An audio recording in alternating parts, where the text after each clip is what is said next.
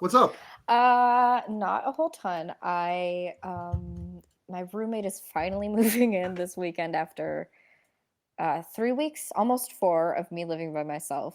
So that's gonna be an exciting change. Uh, You have internet now. yeah, well, I have internet, but I don't have Wi-Fi because I don't know the password to our router. But I did buy an Ethernet cable, so I'm just jacked into the mainframe, I guess. Yeah, you're jacked into the. I mean, that's how you get that good internet, though. Oh, I have like the worst news for you. I What? didn't hit record. I'm sorry. It's okay, because I didn't either. Oh, we have to salvage that out of the Craig. No. We are literally the dumbest sluts alive. Okay, let's try this again. Hey. Hey. So we're recording on our Audacity again, so if that first little bit sounded weird, that's why. But Blair's in a new place. Yay, everyone clap. Mm-hmm. Well, I've been in a new place. I have internet in my new place Yeah, now. but like you're in a new place, but now you have internet, so that means your new place has officially been christened. That's true. Yeah, because this router, we did not buy it. It was given to us by someone else, and it has a bespoke password and like connection name. I don't know, whatever it's called. I don't know either. So I had to like drive to Target and buy an Ethernet cable yesterday, and I'm like, all right, this is how it's gonna have to be. I am tethered right now. I do not have full mobility around my laptop. I'm like a common desktop person. Uh, That's me, bitch. I haven't felt the freedom of a laptop in 3 years, Yeah. 4 years, 5. My laptop's last gasp was my laptop that I got in 2011. By the way, its last gasp was earlier this year when I went up to Canada for that speedrunning marathon. Because I brought it as a practice tool, and then it literally wouldn't turn on ever again. It's sitting on top of my second dresser because I have two dressers in my bedroom. hey, gamers, press F to pay respects. Press F indeed. Yeah, so this is probably one of the first times I've used an Ethernet cable, so it's new and exciting. But it's so stable. It is stable. That's a good thing, but Yeah. the bad thing, can't walk around. Can't. I've been playing some Smanched Brothers, and I really need to get that shit on a wired connection. Oh shit! How's the Smash? I also have a Smash Brothers related story, but you tell me how the Smash is. It's very good, and it was a much needed respite from this weekend from some personal things that are not going great. Yeah. So being able to just sink my teeth into Smash and play like 20 hours of it Yeah. was really good. Yeah, yeah, I bet. I went out for drinks on Friday. This was when Smash Brothers And came out, right? On Friday? yes, Friday came out. I almost said Friday came out on Smash. Yes, but that's yes. true. The new day of the week called Smash. And we were just walking to a brewery. Me and a friend of mine were walking to a brewery nearby, and we were coming in to put on an extra layer of clothes because it got really cold out. And one of my roommates, not one of my like people who lived on the first floor, like saw us come in, stepped out of his room to be like, "Hey, we're playing Smash Brothers in here. Do you want to play?" And I'm like, doing some like alcohol math in my head. I'm like, A, don't know you. B, bad at video games. C, also pretty drunk right now. So I think that's not gonna happen. But yeah, it was. Almost wish that I had taken him up on the offer. Had I been alone, I probably would have. But I was like, I have a friend with me. You know, I have to be kind of responsible for what she's doing too. Yeah. So. Well, how do you know that friend wouldn't want to play Smash Brothers? Because she was also she also didn't know him. Was very and drunk was drunk and was bad bad at at video video games. So, but it was. To be fair, we are all bad at video That's games. so true. That's the human condition, is bad at video games. Yeah, it was pretty cool though. But yeah, did not come to fruition. Instead, I had more beer. So you know. Hell yeah. But yeah, hey, I have a proposition for you, Sarah. What's your proposition, Blair? How about podcast? What if we did podcast right now?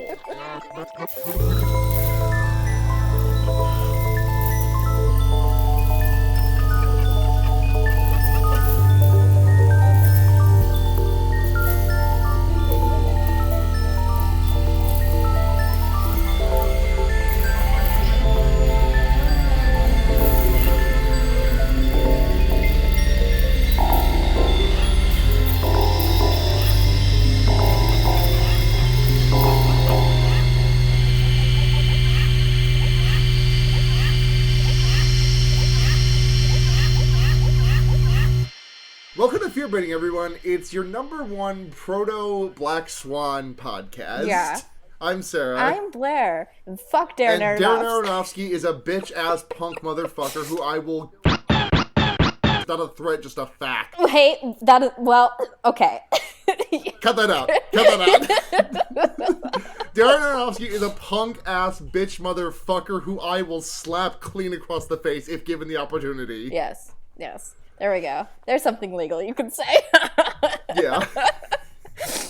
I'm sorry. This movie just always makes me get extremely red, mad, and nude about Darren Aronofsky because, like, I just like some of Aronofsky's most affecting work, if I'm referring to, of course, Requiem for a Dream and Black Swan, are like Requiem for a Dream had like scenes and shots ripped from this movie. Like Black Swan is just torn whole cloth from this movie. Right. He has gone on the record and said he did not base any of that on Perfect Blue, even though it's literally the exact same story. Sorry, I'm eating rice real quick. I was very hungry. I can tell you have rice mouth. I don't have rice in my mouth. Yeah, because I kind of just like when I took my food out of the microwave to eat before the podcast, it was very hot and could not eat it. But now it's the perfect temperature to eat. Now we're podcasting. The forbidden fruit. Oh my god. I'm just glad we were on the same wavelength when we started this, which is to say fuck Darren Aronofsky. Okay, listen, I don't have to be clear, I do not have an issue with directors cribbing from, like, anime and shit, as long as it's, like, cite your work. Right, own up to it. It's fine. Like, I don't have beef with Christopher Nolan from, you've seen Paprika, right? Yeah, and obviously you've seen Inception, probably. Oh, yeah, for sure. Yeah. Like, there are scenes, like, ripped straight from Paprika in Inception. Like, the whole fucking glass-shattering bridge thing, that's in Paprika. Yeah. Like, that movie's whole setup is very much, like... But Chris Nolan, like, owned up to it. He was like, yeah, no, I saw Paprika, and I was, like, really inspired to make this movie. And, like, it is, while dealing in very similar areas, it is a different story being told. Exactly. Like, that's the thing. Like, they're two similar but distinct entities, which is good. whereas with Perfect Blue, it's like, you remember how back when Avatar came out, there were a couple of those images going around where someone like took like a Wikipedia plot synopsis of Avatar and like replaced words until it became Pocahontas. Yeah. Like, you can just do that with Black Swan and Perfect Blue. Yeah, exactly. And this is to say I like Black Swan. But that's because I also like Perfect Blue. You know what I mean? Like, I think I was like, it's a compelling story. I like the actors. I would say that Perfect Blue is... Okay, I need a quick gut check. To you, is Paprika a horror movie? No. Okay. I agree. I think it has a couple of horror elements to sure, it. Yeah. The parade itself is, like, genuinely nightmarish, like, coagulation of horrible things. Mm-hmm.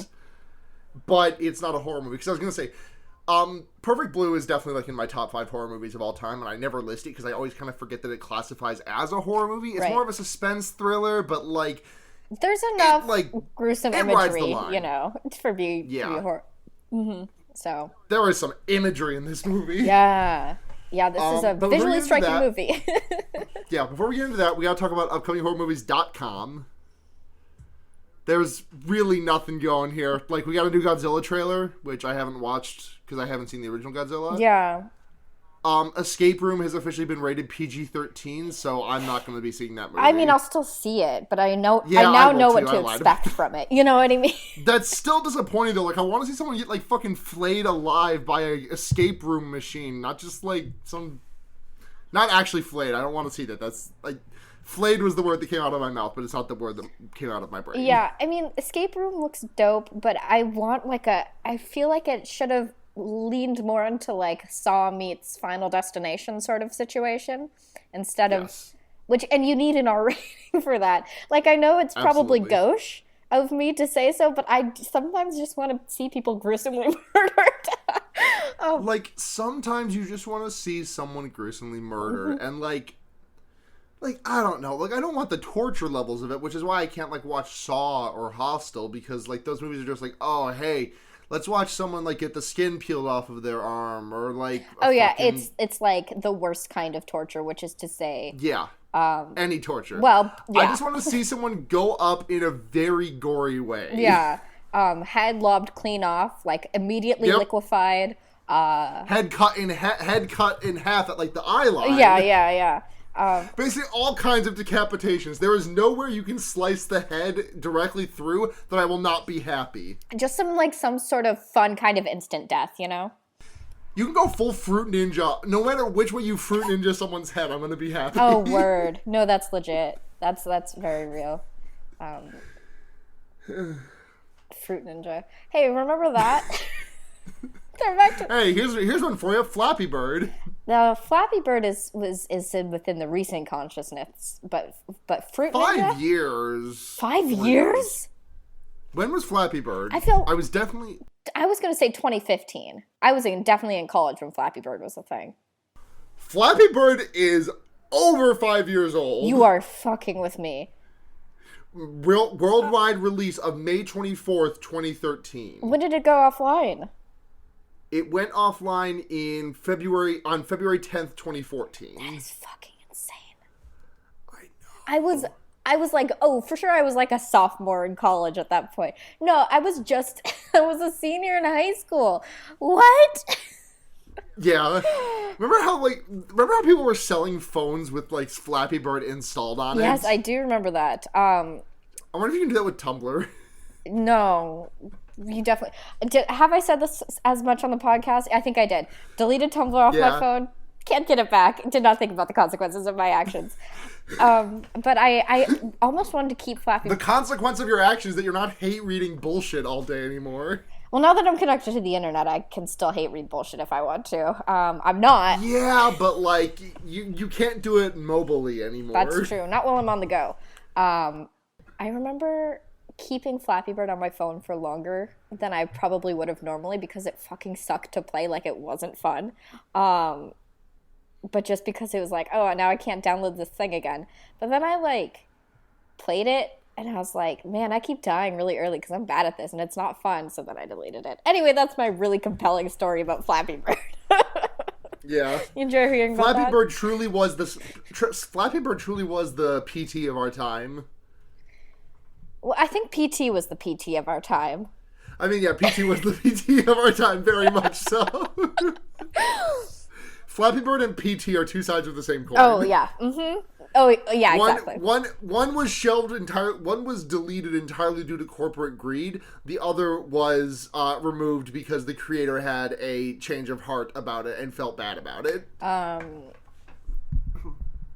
was going to say a really funny joke, but I forgot. Hey, let's get into this. Let's get into fucking Perfect Blue. So, Satoshi Kon is, bar none, my all-time favorite director. I love all the movies that he's done. Paranoia Agent is great. I haven't finished it. I'm still in the progress of watching it. Please don't call me out for being a fake nerd, but, like, Millennium Actress, Paprika, and Tokyo Godfathers, and this, obviously. Mm-hmm. He did work on other stuff. Oddly enough, he did work on the JoJo's Bizarre Adventure OVA from, like, the 90s. Oh, interesting. Which I don't know if you know anything about it, but if you've by any chance ever seen that video of like the weirdly animated JoJo thing where it just says, yeah, gotta get closer to Dio so I can kick your ass. I have not, but now I know about it. There's a very bad English dub, but it's like it's just this strikingly animated thing that like Satoshi Kon actually was like director on for the last 3 episodes of, and like now that having known that, like that makes so much more sense because so much of that like that.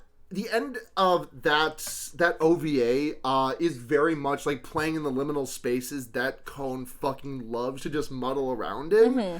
Like, Satoshi Kon's entire body of work is, are you in a dream? I don't know. It doesn't fucking matter. Yeah. Like, I mean, Paprika was that in a very literal sense, but, like, Millennium Actress had a lot of phasing back and forth between, like, what's real and what's imagined and what's presented. The same is true of Paranoia Agent, and the same is especially true of Perfect Blue, yeah. Perfect Blue, yeah. I feel like there's like a watershed moment in Satoshi Kon movies where it's like, okay, past this point, you don't know if this is a dream or reality from here until probably the end of the movie. Mm-hmm. And I always love those watershed moments because that is when Satoshi Kon just fucking goes nuclear on this shit. Mm-hmm. No, it's awesome. It's really fun.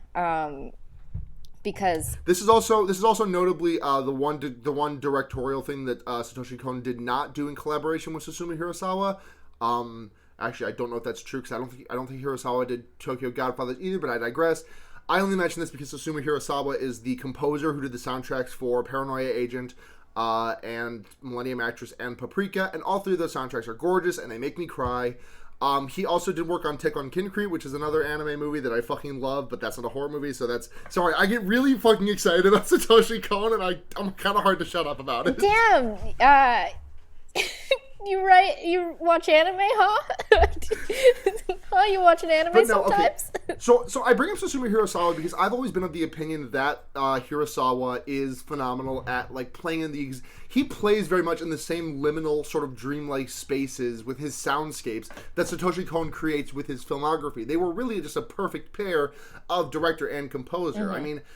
Like, the soundtrack to Paprika is like the best example of this because everything about Hirasawa's music just feels so, like, floaty and ethereal and, like, just kind of on the liminal spaces of between reality and dreamscapes. Mm-hmm. And Hirasawa is just a phenomenal composer, and I kind of understand why he wasn't tapped for this movie because it was Kon's first directorial debut, but I also would have fucking loved to hear Hirasawa's take on idol music. Yeah. Because I just really want that. Because you know the music from Paprika that I'm talking about. Yeah, like yeah. The Parade and The Girl from Byakuya and all that such. Yeah. I've probably seen Paprika more than I've seen Inception, so yeah. God, I wrote an essay on Paprika back in high school. But so yeah, this is one of Kon's projects that Hirasawa did not do work on. And also Hirasawa is if the posthumous Satoshi Kon's Dreaming Machine ever does come out, Hirasawa is the composer for that. I like to believe it'll someday. Do you know about Dreaming Machine at all, Blair? I do not. This is the first time. Dreaming Machine was like that was Kon's like his. That was like one of his babies that he just like he had, and like he started working on it, like he started like the production process very shortly after he was diagnosed with his cancer that he eventually died from. Mm-hmm. He was diagnosed with pancreatic cancer shortly after beginning work on Dreaming Machine. May 2010 he was diagnosed, and then 3 months later he passed away, and it was tragic. Mm-hmm.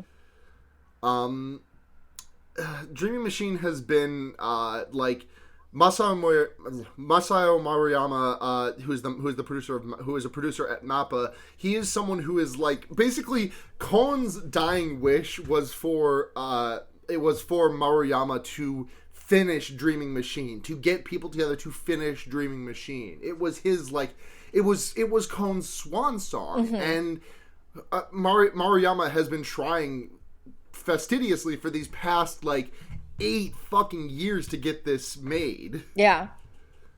And the last check-in in terms of scenes was back in 2013, which was a count of 600 scenes out of 1,500 being animated. Hopefully it doesn't stay in production hell forever, you know? Yeah, no, I mean that would just be the saddest thing. Right. This is the thing that Kon like worked on knowing full well that he was going to likely die before its release or even in production of, and for that to be this man, like that would just be the ultimate. I wish he was still fucking kicking, but like of all the ways for Kon to go out, I think that's like for this to be his swan song would just be a really poetic thing. Yeah, no, for sure. Absolutely. Anyway, this came out in 1998, so Yeah. a while ago. This was Kon's.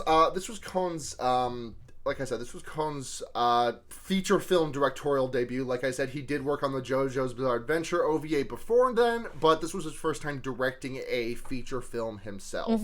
He also worked on the script. But going forward,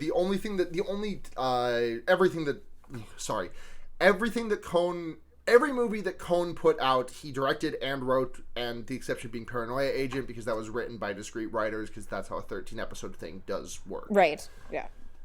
But yeah, Perfect Blue. 1997.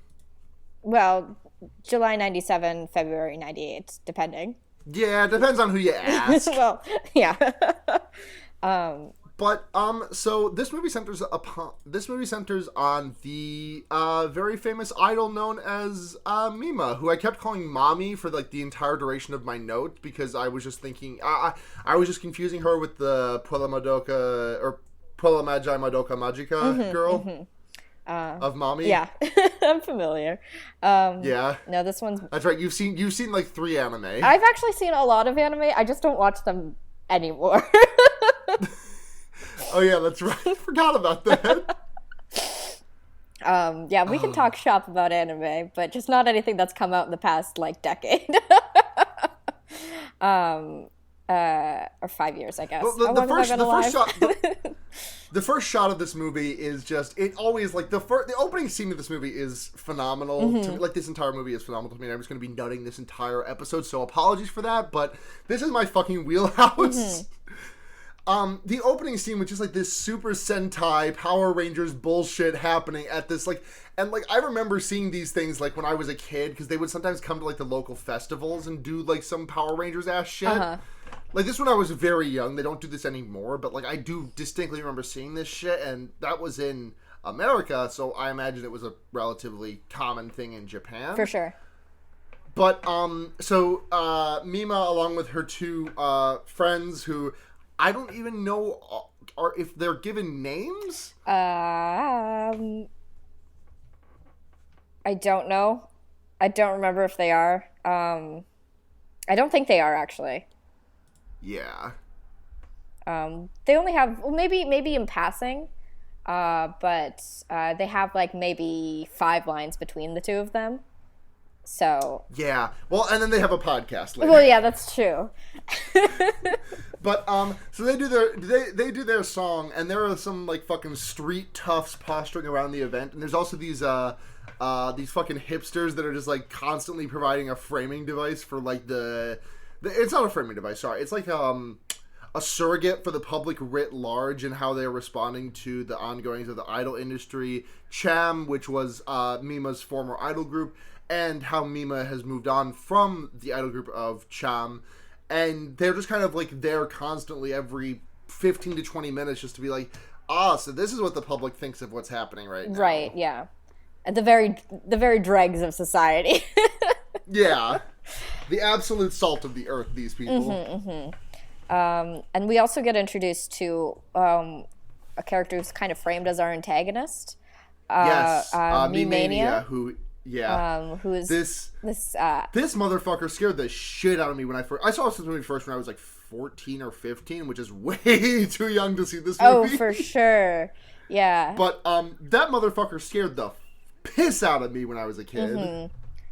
Because he's got like these. I mean, this is a thing that's happening to a lot of the characters in this movie, but he's got these very wide set eyes, which are very like which are like sort of unnerving. Do you know what I mean? It's a bit of an uncanny valley sort of situation. Yeah. Yeah. The like something about him just seems like kind of like off of right, like kind of crooked, I guess is the best way to describe him. Yeah. There's an interesting thing about the character design because we get. Mima, who it doesn't look like super anime or anything, but definitely has the most like kind of protagonist face, I guess. Yeah. Yeah. Yeah. And then we have everyone else who looks. I mean, you don't get same face here which is a good thing. No. And character. It's interesting though because like none of them are dressed like really extravagantly. I wrote a little essay about kaiji recently, in which I praised FKMT for his ability to create these like character designs that look completely like natural background characters and would be background characters in any other story, but they just so happen to be the protagonists of this one. Sure. And I think that that's really what's happening in this. Like, none of these characters, like, Mima does have a little bit of protagonist face, but, like, nothing about her is just, like, fucking screaming, I am protagonist. Hello, I am protagonist. Yeah. Well, I think... Nothing about her design, rather. Right, yeah. Let me see how I'm going to phrase this. I feel like the least trustworthy a character becomes or is, the more uncanny valley their representation becomes. You know what I mean? Oh, that's 100%. So sorry for spoiling the end of it, but Rumi becomes like completely uncanny valley at the end of this movie when it's revealed that she has been like the one killing everyone this whole time. Yeah, I think I've only seen this movie once, and it was probably like 3 or 4 years ago, if not more. So that twist still got me. I was like, damn, who is it? And then I was like, damn, girl. Funny enough, this is my first time watching this movie subbed. I've seen it about 4 or 5 times dubbed, and the dub is not good. Yeah. When I was a kid, though, I was like, subtitles? What the fuck is that? Yeah, I don't want to read. I can't fucking read. I used to be like that up until like some point earlier this year when I was like, well, I don't like subtitles, but it's the only way I can watch more Megalobox, so I guess I'm gonna watch Megalobox with subtitles. Yeah, I'm sometimes hit or miss. That's just sometimes things are good and sometimes things are bad. End of sentence. Yeah, I kind of wish I had a dub available for me because I was definitely doing other things while I was watching. You don't wish you... Blair, let me tell you don't wish you had a dub available because this movie's dub is abject. Like, there are some dubs that I think are bad but bearable. Like, I think Cowboy Bebop, aside from Spike Spiegel's voice of Steve Bloom, like, aside from that, I think that dub is between forgettable to bad. I think that's bearable. I think Full Metal Alchemist Brotherhood has a pretty bad but bearable dub. This movie has an unfucking watchable dub. I don't know how I got through it 5 times as a kid. Okay, maybe that's fair. But I kept finding myself like, because just like a nature of like being a busy human being who works 40 hours a week. Right, no, I get it. You know, so I was like doing other things, like I was cooking dinner while I was watching this, and I would miss parts, and I was like, damn, I wish I was able to just hear what was happening in the background. But maybe I don't want to sacrifice that for like bad audio quality. That's totally going to take me out of the immersion of this, because the Japanese voice acting in this is good. Yeah, it's great. Yeah. So, anyway, God, we got super off track. Mima's leaving Cham to become an actress, and her first role is as like a minor character in this television drama called Double Bind, which is a great name for a television drama, by the way. For sure, yeah. It's a crime show, but it doesn't seem to be a crime procedural. It seems to be more like a mini-series that's following one serial killer through all of it. I mean, to be fair, procedurals do sometimes have those longer form stories. Yeah, but this seems to be kind of like a one-shot. You know what I mean? Yeah, that's fair. At least how it's framed. I could be wrong. Obviously, we only know as much as the movie thinks necessary to tell us, and that's certainly an aspect of it that's like, it doesn't really matter.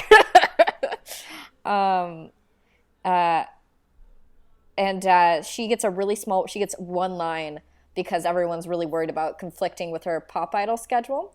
But then her agents are like, oh, no, she's now an actor full time. So she becomes a larger role. And at the same... And the opening scene of this movie, like, makes me nut every time because there's just all these cuts going back and forth between, like... It's just, like, an effortless cut between, like, Mima, like, flipping her wrist over on the bus, and then she does the exact same flip in the fucking dance number, and she's back on the stage. And then she, like, picks up a bottle of milk, and then, like, and then suddenly that, like, action is like, oh, she's back up on stage. And it's just, it's good. It's really good at it. Good. Yeah, it's good. All of it looks great. And she also, around the time of her being in this role after the whole intro bit.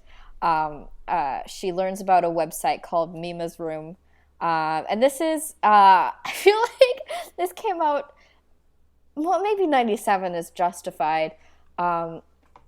She's later talked through the process of trying to log on to the internet by her manager, Rumi. Yeah, her manager. I was wondering if... Funny enough, played by the voice of Ash Ketchum. Really? Yeah. Oh. I would have never known. That's fun. Rumi teaches her how to log on, and we get her adorably. Mima later just hand typing in http:// the entire web address. I don't know. Did you have to do that whole thing? I was born in 96, so I don't know. Yeah, I mean, I was born in 94, so I really don't remember very much either. Mm-hmm. Yeah. I remember my dad. All I remember about about pre-2000 is my dad telling me I'm not allowed to watch wrestling and him setting up my Neopets account. Nice. Yeah, and it's basically just like what she finds is strange about it is that it seems to really, really accurately document what she's doing every day. The implication therein being that she has a stalker, which is not good and totally freaks her out. Understandably. Completely understandably. Oh, also, sorry, we skipped over. I didn't get a chance to mention this, but there's a shot that I'm just enamored by in this movie. Mm-hmm. And it's when Mima is sitting at like the table trying to debate, when it's like the debate between Rumi and her, like the other agent or whatever that she's working with. And it's Rumi sitting like kind of looking dour at the end of this kitchen table. And then like there's a vanity behind her with like a glass pane in front. And on both sides of her, you see the reflections of Rumi on one end and the other agent on the other. And it's so good. Yeah. Sorry, just the cinematography in this movie. The cinnamon topography. Oh shit! And is it in the first scene where she's doing her line that she gets a letter bomb? Yes. Yeah. Yes. Mm-hmm. That her agent opens. And totally, it doesn't blow up his hand. Really, it just like. His hand. It does fuck up his hand, though. Yeah, but not like his hand isn't like gone now. It's still there. It's just like all bloody and like a little fucked. And we see that it says on the inside of it that this was just a warning, and next time there'll be a real one on the letter. Terrifying. Yeah. Mima's not having a great time right now. She's getting... Yeah, Mima's having a rough one. She's having heavy breathing on the other ends of her phone calls. She's getting faxes that call her a traitor. She's having a hard time. Poor Mima.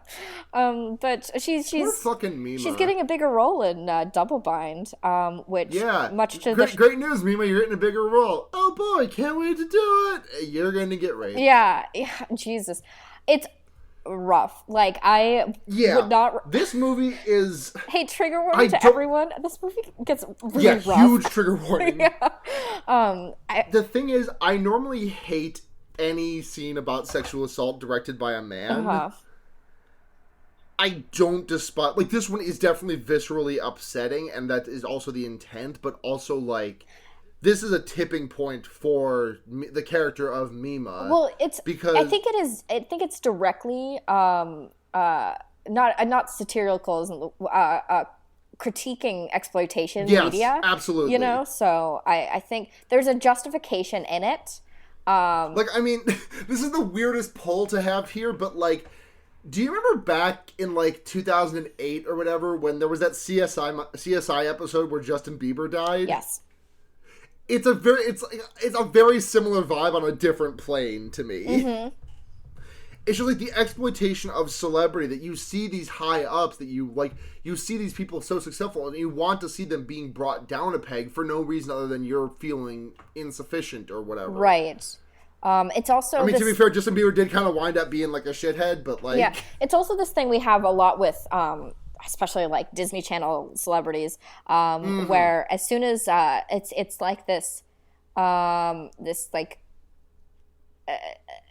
this desecration of innocence, basically, as soon as they become an adult and are interested in experiencing it, like doing adult roles or whatever, you know. It's just you symbolize something as an icon of purity, and it seems always like a dramatic shift whenever they want to move away from it. You can't just like, oh, I just want to do normal things now. It has to be it's like you always have to go full Miley Cyrus. Right, exactly. So again, Mima, she has the worst time with this. She like because like this is her tipping point, because it becomes too intense for her, and she is like completely unable to distinguish it from like an actual real life sexual assault. Yeah. Mm-hmm. And this scene goes on. Yeah, it does. It's a good. What would you say? Yeah. I think 2 to 5 minutes. I think an important quality of a director is trying to decide when a scene should end and then pushing it back another minute. Mm-hmm. Like, it just makes the scenes, like, so much more tense and uncomfortable and just, like, jarring. Especially movies like this. I noticed it a lot in 10 Cloverfield Lane when I watched it last. Like, two completely different directors, but, like, the way that movie would just, like, this scene should end now, but we're going to extrapolate it. We are not going to just end at the denouement here. We are going to extrapolate it and make this entire thing play out. Mm-hmm. Yeah, and from this point onwards, we see a lot of overlap between Mima's like experiences and the show she's on, and like what's being inferred from what, and like how are things overlapping, and like basically a disillusion of reality, because you know that's the point. That's the entire point of Satoshi Kon's body of work. Yeah, and she's being like endlessly harassed, and like people are dying, and she's like super traumatized. People are dying in some fucking brutal ways. The script writer who wrote Double Bind, he winds up dead in an elevator, just like slashed to pieces. Yeah, eyes gouged out, if I recall correctly. Yes, eyes entirely gouged out, and it's fucking terrifying. Mm-hmm, mm-hmm. There's a photographer who at one point took some like Vanity Fair ass photos of her. Yeah. Like, I remember watching this movie around the same time that I think, who was that? Was it Miley Cyrus who, like, there was that big stink about her, like, doing Vanity Fair shit? Maybe. Because that was always a reference point for me with that scene for some reason. I don't know if Miley Cyrus ever got her tits out, but she coulda. No, but like that was like my reference. No, anyways, but yeah, like, but it's a similar sort of vibe. Yeah, totally. Yeah. A mysterious pizza man shows up, delivering for Big Body Pizza. Oh boy. Fuck Mega Milk. It's Big Body Pizza. It is Big Body Pizza. Mm-hmm. Yeah, and he gets stabbed to death. But is that in the uniform?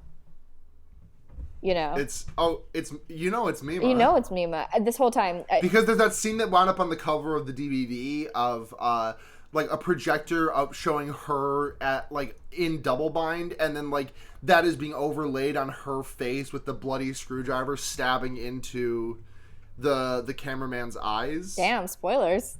DVD cover. Totally though. And it should be mentioned that this whole time we're getting really quote unquote cool hallucinations from Mima about her seeing her idol self. Yeah, like this idealized version of herself. The white long gloves. Mm-hmm. That is just like her back as the idol who is like claiming to be, oh, I'm the real Mima. You go live in the shadows, but I'm gonna live in the light now because I'm the real Mima. Yeah. Mima's losing time. She keeps like thinking she's about to get hit by a truck. She wakes up. She finishes a scene. And she sees Me-Mania, and then she's like suddenly having a conversation with Rumi, and then like she's back doing the scene, and then she wakes up, and it's just even at the very end, like all of her fish that she recently found to be deceased, like they're. Well, no, that's not her room. Yeah.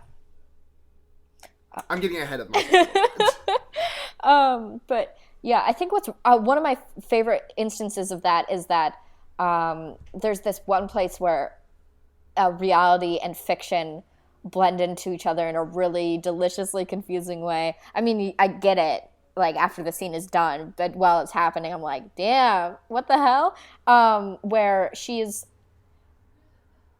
the actor who is, so she's in the show and with these two other actors, and we recognize them at this point, and she's being interviewed by one of the actors that is playing one of the investigators, and one of the detective lady and it's actors. Basically what she's saying is she's like, what Mima's saying is like, my name is Mima, I used to be a pop idol, but now I'm an actress, et cetera, et cetera. And then the detective slash actor, depending on how you want to think about it, is basically says, she has this split personality, basically, where she thinks she's an idol. But yeah, that scene is really affecting, especially because she's talking to herself in the mirror. There's a lot of mirrors and reflections going on in this movie, and I fucking love it. And then we get a rewind, and basically, like, the whole scene is played out again, but except, the script is what it actually is, and not basically a manifestation of Mina's anxieties, Yeah. That scene is so... I feel like it's so interesting because I feel like that is distinctly a representation of Mina's anxiety. She's like, am I who I really am? Am I fucking losing my mind? I keep losing time, and I think I'm killing people, but I don't know for sure. Yeah, because she finds the bloody big body pizza clothes in her closet. And it's like, oh shit, I gotta hide those. Hide those.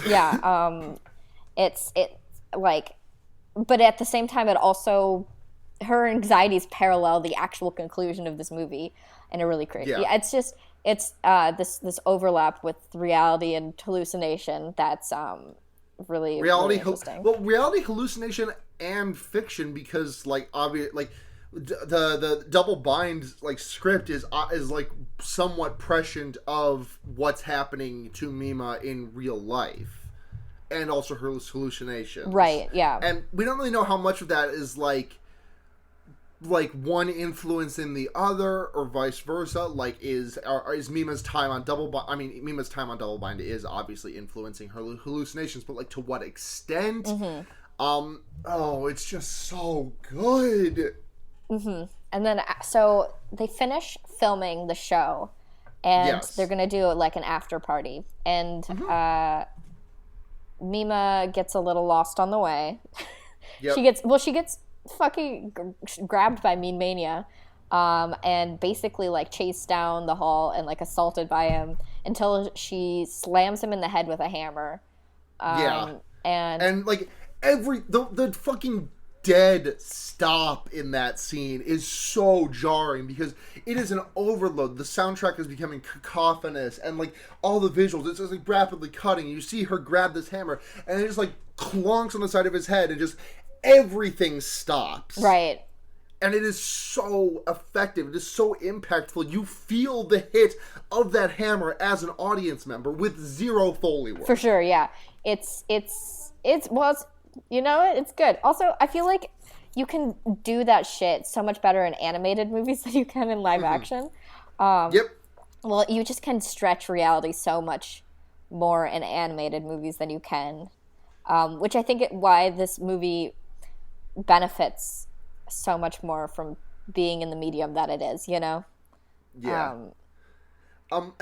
it's around this point that I realized that like there's obviously this is Kon's doing, but like a quote from Inception specifically stuck out to me, which is like the part where Leonardo DiCaprio takes Ellen Page into the dream for the first time, and he's like, how do you know you're in a dream? It's because you don't remember ever getting, how'd you get here?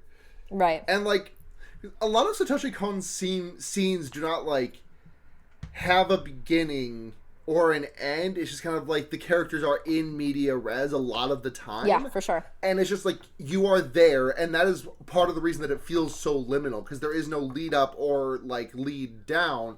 It's just like you're there. And that's not true obviously for everything. Like obviously he turns that on and off when he wants to, but I think that's one of the reasons that he is so effective at that. Yeah. God, I miss him. Well, you know what? He has a lot of great... He's definitely made his impact. Oh, absolutely. Like, fuck Darren Aronofsky, but... Christopher Nolan. Yeah. But Christopher Nolan. You want something really funny? Are you at all familiar with the anime of Birdie the Mighty Decode? Vaguely. This is relevant, I promise. Okay, I trust you.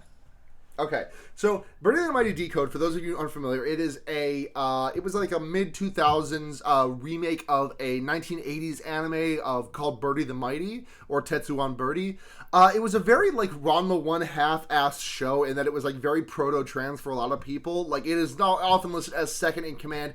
Like, if you read a manga and it made you transgenders, like, number one was Ranma one-half, and number two was Birdie the Mighty. Yeah. Because it's about this kid who gets fucking accidentally murked by a space cop, and while his body is being reformed by her alien planet, they have to share a body together, and there's all these scenes of, like, them going back and forth between Birdie and the kid of Tsukomo, or Tsukomo, and, like, there's just fading back and forth between that. The mid-2000s is one of my favorite animes of all time, really impactful to me, really important to me in discovering who I am as a person. But the thing is, the second season had a fight scene, and that fight scene was, like, cribbed whole cloth for the final climactic fight scene between Superman and Zod in Man of Steel. Oh my god. Oh. I told you it was related. No, it was a good way. And Zack Snyder, like, it's not just like fan speculation. Zack Snyder has explicitly confirmed that, yeah, he watched Birdie the Mighty Decode, which is so funny to me. I love it when, yeah. I think there's something special about directors being like, yeah, I watch an anime. Fuck you, I watch an anime. I mean, like, everyone watches anime. Like, who hasn't seen a Studio Ghibli film? Right, exactly. Like, don't be on your fucking high horse just because you're like, oh, I don't watch anime. It's all cheap. Like, you fucking cried at My Neighbor Totoro, just like the rest of us. Anime was a mistake. Fuck you and shut your ass up. I'm that guy. I know you are. And I love you. Me too. I'm fine. But also, fuck you and shut up. Men be like. No, don't silence me. Make your own misandry podcast. But so let's get to the climactic scene of this, because Mima is brought back from the rap party by her manager Rumi, who takes her to quote Rumi specifically, she says, "I'm taking you to Mima's room," and I, like, shit my ass when I see that. Yeah. Like, entirely. I shit my ass when I hear that shit. Yeah, you shit your ass? I shit my ass. But then Mima wakes up, and it's like a carbon copy of her bedroom from the beginning, because at the beginning of the movie, like, she wraps up a poster of Cham that was hanging over her bed, and, like, also a bunch of her fish die for... I'm not entirely sure why her fish all died, actually. I think it was just, like... just another manifestation of her own anxiety, you know? Like, she can't even keep her fucking fish alive, and then she has a meltdown over it, you know? Yeah. That's something about that meltdown scene that we didn't touch on the meltdown scene, because her seeing her dead fish, like, makes her fucking furious and realize that she's like, I should not have done that rape scene. I should not have done that. And that's when that's the first time that the Mima in the mirror shows up and is like, hey, you shouldn't have done that. I'm chipper and happy. I'm the new Mima. Yeah. But one of the things I find effective of that is that she fucking trashes her room. Everything goes on the floor. She moves to, like, tear down her curtains, but doesn't. Yeah. And, like, I know that's just because, like, she's worried about being, like, viewed from across the street or whatever by, like, someone she's worried about going in. But I think it's a really interesting detail that she, like, goes to pull that one down and leaves that one standing. Mm-hmm. But anyways, so she wakes up in what seems to be her room, but then she realizes, no, this isn't her room. That Cham poster is still up. All of those fish are still alive. Yeah. And then Rumi and comes also they're out different wearing... fish. Yes, they are different fish. Mm-hmm. And then Rumi comes out wearing Mima's idol outfit. Or a new one, actually. Yes, a new one specifically. And it's really interesting because we see Mima, basically. We see, like, Mima, it's like glowing light, like radiating. And then in the mirror, we see Rumi in that outfit, like... And we only ever see, we don't only ever see, but we mostly experience Rumi in, like, we know that the character of glowing Mima in the outfit is Rumi, but we only actually see Rumi a handful of times, because, like, Rumi tries to murder Mima because she wants to, like, be Mima, and she, like, tries to, like, stab her, and then Mima, like, chokes her out, and, like, Rumi's face, like, bulges out from underneath Mima's, and it's fucking grotesque and gorgeous to look at. It's so haunting. And, like, then there's this long chase scene where, like, Mima fucking jumps off the roof and is followed by Rumi. And it's really interesting that I don't remember this from the other times I've watched it, but it really struck me this time because we see, like, Mima, like, we see, like, glowing, we see Rumi Mima. We see Rumima. Yeah. We see Rumima, like, dancing around and, like, just lightly prancing, step by step, going forward. And then in the reflections, we just see, like, this, like, heaving Rumi who is just, like, dying, sweating, working her ass off to try and keep up with Mima. And it culminates in this scene where Mima accidentally knocks Rumi's wig off, the wig that she's wearing to look like Mima, and it just completely destroys everything about Rumi for a moment there. Right. And she's scrambling for it. She trips into a mirror, and like, stabs herself in the stomach on a pane of broken glass, which, you know, symbolic of things, I'm sure. Yes. I can't get into it now because we're already at 55 minutes in this podcast. Yeah, you can imagine. You're all intelligent. Yeah. She's now bleeding out. She wanders in the middle of the road and, like, a truck is oncoming and Mima goes and, like, dives to save her and they both survive and it's yay.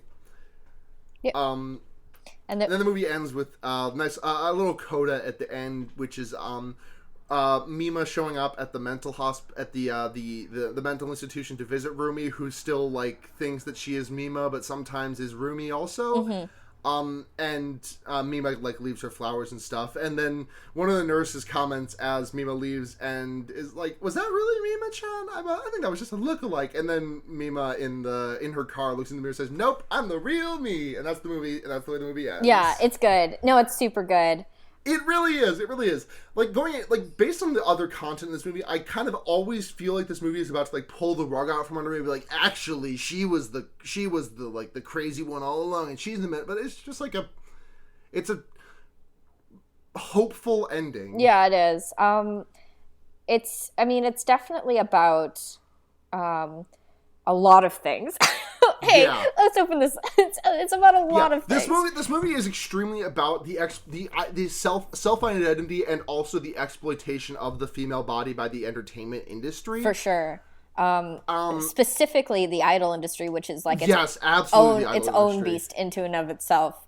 But, like, it's just obsession, this 24/7, and, like, it's gotten worse in this information age in which, like, the fans are always a fingertips length away from their favorite idol celebrities, and just this commodification of female bodies in this culture. I mean, it started to expand, you know, it's all about equality, so now male bodies are being quantified, too, which is why you see, like, all those posts about Jaehyun from BTS as, like, a cow getting his titties sucked or what the fuck ever. Yeah. That incredibly cursed content. Yeah, something like that. Do you think there's someone in the forums on Mima's room who's just, like, talking about that shit?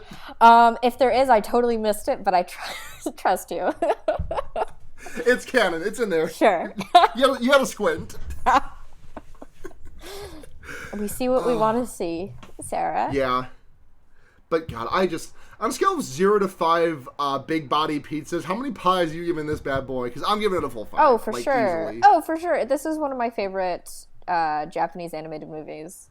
Yeah. I mean, it's just one of my favorite movies. Like, oh, that too. But to be specific, yeah. This and Paprika are both in my top 10, I think. I gotta think about that, actually. Because it's been a while since I've seen Millennium Actress and Tokyo Godfathers. Millennium Actress is fucking good. God damn it. Okay, this movie is in my top 20. I can guarantee that. There's a lot of good movies is the thing. There's a lot of good movies. But you want to go into recommendations? Sure. You go first, though, because I forgot this is a segment we do on our podcast. My recommendation this week is gonna be, you know what, I've mentioned it 1,000 times. I'm gonna say go watch Paprika. I think it's Satoshi Kon's best film, easily. Like, I love Perfect Blue, I love Millennium Actress, I love Tokyo Godfathers, but Paprika is just on another level. Susumu Hirasawa is a fan. When you watch the movie, you will know what I mean when I talk about how he and Susumu Hirasawa worked together to create those liminal spaces, because I think Susumu Hirasawa was not a necessity, but certainly a strong backbone to Satoshi Kon's career and the impact of his films. And I think Paprika is just exemplary of that. The animation is gorgeous. Every single thing about that movie is phenomenal, and I really wish it was scary enough for us to watch here. You could just watch it on your own, though. I mean, I can do that, but I can't talk about it here. That's true. You could just call me up on the phone, and we'll just have our own chat about Paprika. I'm down. Maybe a bonus episode. Yeah. Shit. Speaking of bonus episodes, do we want to tease that thing? Oh, maybe. That we've been talking about? It's something that we are considering, that we have vague plans to do, but is not actually underway yet. So I feel tentative about committing verbally to it. Let's commit verbally next week. Okay. So I'll cut that. Or don't. Maybe we'll just leave a little delicious little maybe for our listeners. Shit. I'm gonna recommend. I just finished Counterweight, and I'm diving back into Mary Eldred and my Friends at the Table re-listen. And I feel like I can more honestly recommend the podcast now that I'm giving a more committed listen. Counterweight kicks ass so hard. Like this is coming from someone who has negative interest in mech animes, and from a tabletop role-playing podcast that deliberately references mech animes all the time. It makes me want to watch them. I'm going to be real here. It's so compelling. It's some of the best role-playing on podcast. Friends at the Table good, I guess, is the moral of my story.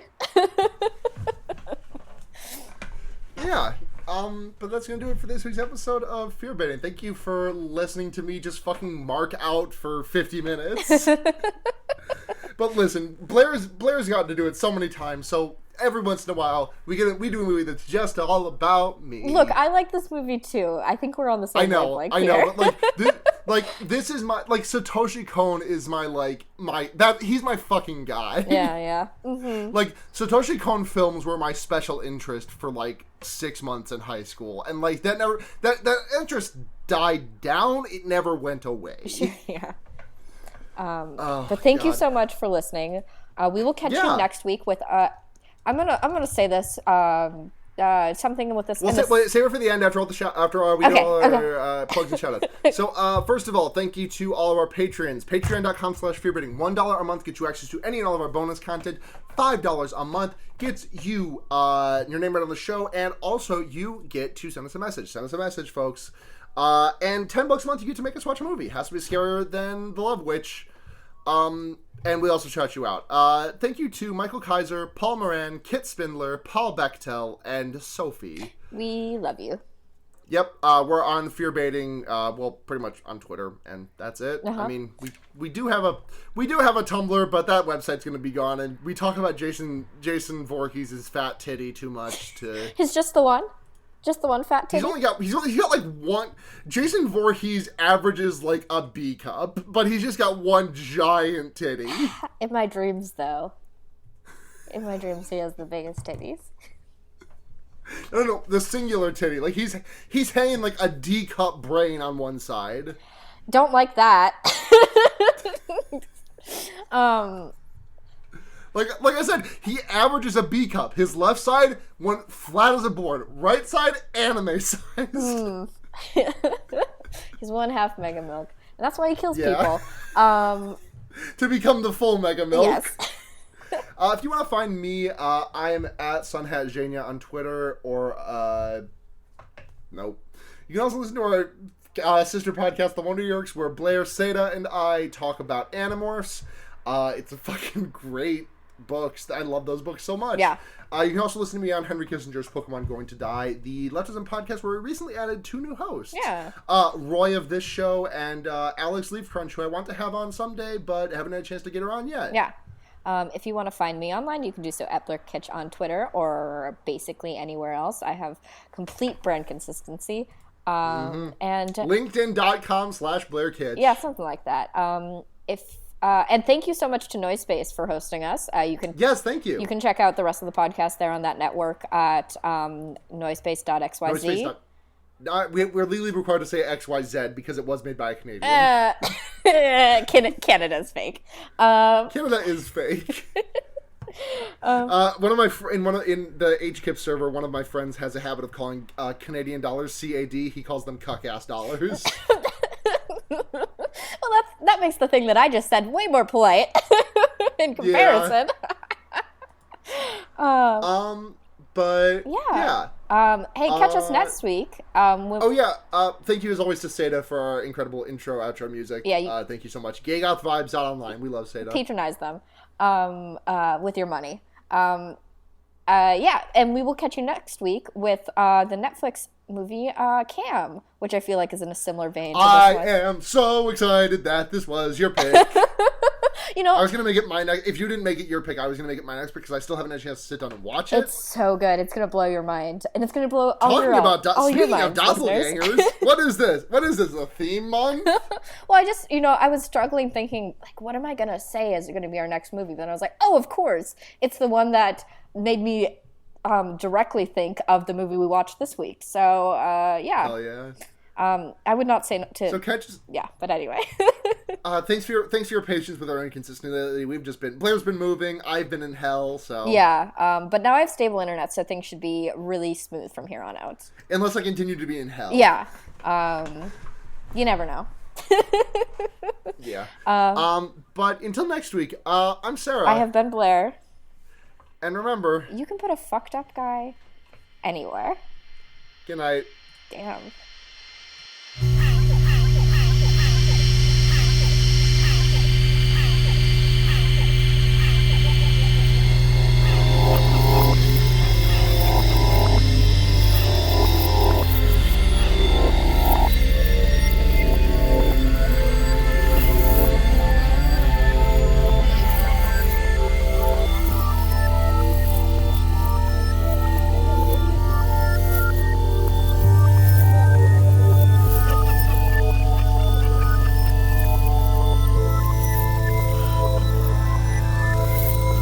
Fucked up guy.